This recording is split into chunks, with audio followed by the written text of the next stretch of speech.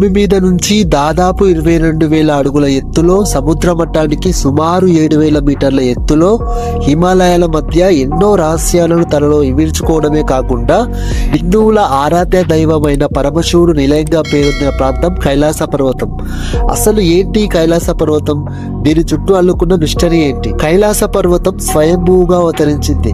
దీనిని స్వర్గానికి వెళ్లే నిచ్చెన అని కూడా అంటారు. ఇది అత్యంత క్లిష్టమైన పర్వత శ్రేణి. కైలాస పర్వతం టిబెట్ పీఠభూమి నుంచి 22,000 అడుగుల దూరంలో ఉంటుంది.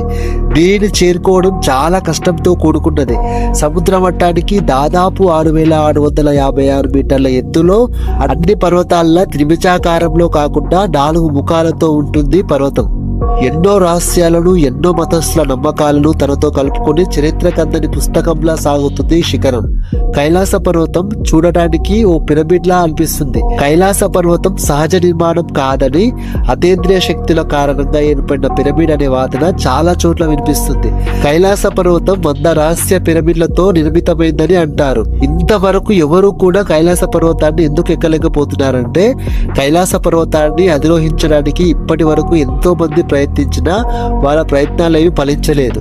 పర్వతంపై ఉండే వాతావరణం, ఊహించిన రేడియేషన్, అందుబట్టని మార్పుల వల్ల ఎవరూ కూడా కొంత దూరం నుంచి కైలాస పర్వతం పైకి వెళ్ళలేదు అనేది భారతీయ పర్వతారోహులతో పాటు ప్రపంచ దేశాల క్లైంబర్స్ మాట.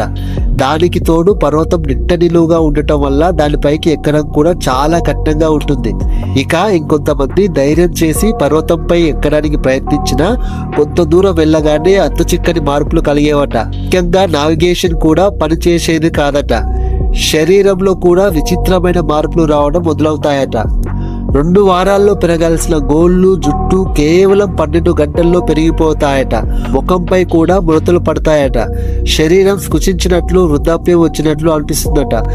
ఇవన్నీ కూడా ఎంతో మంది రాక్ క్లైంబర్ స్పెషలిస్టులు చెప్పిన మాటలు. ఇప్పటి వరకు ప్రపంచ శాస్త్రవేత్తలకు ఈ మార్పులు ఎందుకు వస్తున్నాయనేది మిస్టరీగానే మిగిలింది. ఇక ఈ పర్వతంపై అనేక అతీంద్రియ శక్తులు ఉన్నాయని హిందువుల నమ్మకం. ముఖ్యంగా శివపురాణం ప్రకారం ఈ పర్వతం పరమశివుని నివాసంగా పూజిస్తుంటారు. శివుడు తన భార్య పార్వతీదేవితో కలిసి ఈ పర్వతం పైన నివసిస్తుంటాడని ఎన్నో పురాణ గ్రంథాల్లో ఉంది. ఇక ఈ పర్వత ప్రాంతంలో ఉన్న మానస సరోవరాన్ని కూడా హిందువులు ఎంతో పవిత్రంగా భావిస్తారు. ఈ మానస సరోవరంలో స్నానం చేస్తే జన్మజన్మల పాపాలు పోతాయని బలంగా నమ్ముతారు. మానస సరోవరంతో పాటు ఇక్కడున్న పార్వతి సరోవరంలో కూడా స్వయంగా పార్వతీదేవి స్నానం ఆచరిస్తారని భక్తుల నమ్మకం. ఇక విష్ణు పురాణం ప్రకారం కైలాస పర్వతం 4 ముఖాలు, బంగారం, రత్నాలు, స్ఫటికాలు వంటి క్రిస్టల్స్ తో తయారైంది. అలాగే భూలోకానికి కైలాస పర్వతమే కేంద్రంగా ఉంది. ఒక్కసారి ఈ పర్వతాన్ని చుట్టి వస్తే ఓ జీవితాన్ని పూర్తి చేసినట్లు అనేది పండితులు చెబుతున్నారు. కైలాస పర్వతం గురించి సైన్స్ ఏం చెబుతుందంటే, కేవలం మతపరంగానే కాకుండా సైన్స్ పరంగా కూడా కైలాస పర్వతం ఓ మిస్టరీనే. ఈ పర్వతంపై ఎన్నో ఏళ్ల పాటు పరిశోధనలు చేసిన ఎంతో మంది శాస్త్రవేత్తలు భూమి మొత్తానికి కైలాస పర్వతం కేంద్ర బిందువుగా ఉందని తెలిచారు. ఇదే విషయం రామాయణం, మహాభారతం, శివ, విష్ణు పురాణంలో కూడా ఉంది. భూమి మీద ముఖ్యంగా హిమాలయ సానువుల్లోని రేడియేషన్ ను కూడా ఈ పర్వతం 90% శోషించుకుంటుందని, దానివల్ల ఈ పర్వతం దగ్గర రేడియేషన్ ఎక్కువగా ఉంటుందని ఆధారాలతో సహా శాస్త్రవేత్తలు తేల్చారు. అందుకే ఈ పర్వతం దగ్గరగా వెళ్ళినప్పుడు మానవుల శరీరంలో కూడా ఎన్నో మార్పులు వస్తాయనేది శాస్త్రవేత్తలు తేల్చారు. ఒక్క హిందూ మతంలోనే కాదు, బౌద్ధ, జైన వంటి మతాల్లో కూడా కైలాస పర్వతాన్ని పవిత్రమైనదిగా భావిస్తారు. బౌద్ధులకు అత్యంత ముఖ్యమైన పుణ్యక్షేత్రంగా ఈ ప్రాంతం పూజలను అందుకుంటుంది. కైలాస పర్వత శిఖరాన్ని డెమ్ చౌక్ అంటే బుద్ధుని ఉగ్రరూపంగా బౌద్ధులు పూజిస్తుంటారు. దీనినే ధర్మపాల అని కూడా పిలుచుకుంటారు. తమను నిర్వాణానికి చేర్చే పుణ్యధామంగా విశ్వసిస్తారు. ఇక జైన మతంలోనూ కూడా తమ మతంలోని తొలి తీర్థంకరులు ఇక్కడే నిర్వాణం పొందారని ఆ మతస్థుల నమ్మకం.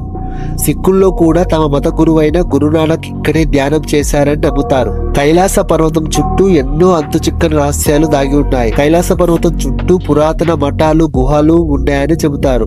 వీటిలో పవిత్ర ఋషులు సూక్ష్మ రూపంలో నివసిస్తారట.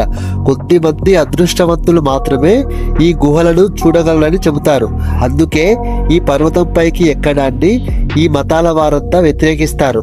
అలా ఎక్కడం తమ భగవంతుడిని అవమానం చేసినట్లని భావిస్తారు. అందుకే ఈ పర్వతాన్ని ఎక్కడానికి చైనా ప్రభుత్వం కూడా అంత త్వరగా అనుమతులు ఇవ్వదు. ప్రస్తుతం కైలాస పర్వతాన్ని అధిరోహించడం పూర్తి నిషేధంగా ఉంది. ఎందుకంటే భారతదేశంతో పాటు టిబెట్ తో సహా ప్రపంచంలోని నలుమూలల ప్రజలు ఈ పర్వతం పవిత్రమైన ప్రదేశంగా భావిస్తారు. ఎందుకంటే అది పరమశివుడు కొలువై ఉన్న కైలాస పర్వతం కాబట్టి.